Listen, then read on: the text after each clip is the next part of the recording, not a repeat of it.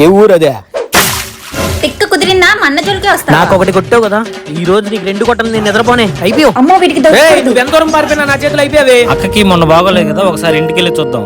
చీ, వాడు అసలు నా తమ్ముడే కాదు. ఈ జన్మలో వాడిని ఇంట్లో అడిగి పెట్టినవాడు.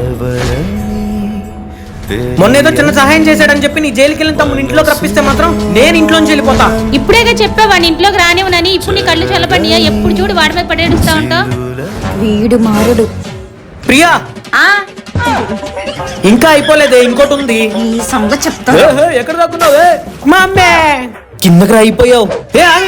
మా అన్నయ్య ఉన్నాడు డ్రాయింగ్ రూమ్. మీ అన్నయ్య అంటే నాకు భయం ఏంటి? ఈ రోజు అయిపోయావు. అన్న నిన్నే కుట్టాడన్నా. అమ్మో, వీడికి దొరికానంటే అయిపోతాను. వరకుతో ఏంటన్నా అలా ఉన్నావ్? ఇందాక ఇంటికి వచ్చినా అమ్మే. అన్న అదంతా చేసింది గణేష్ గడ్ అన్న. అత్తదేం తప్పులేదు. తప్పు నాదేలమ్మే. మనల్ని వద్దనుకుని దూరం చేసుకున్న వాళ్ళ దగ్గరికి మళ్ళీ మనం వెళ్తే మనం దిగజారిపోయినట్లు లెక్కే అమ్మే. మన విలువ తెలిసినప్పుడే వాళ్ళ దగ్గరికి వెళ్ళాలి. అలాగే అక్క పిలిచినప్పుడే ఆ ఇంట్లో అడుగు పెడతాం.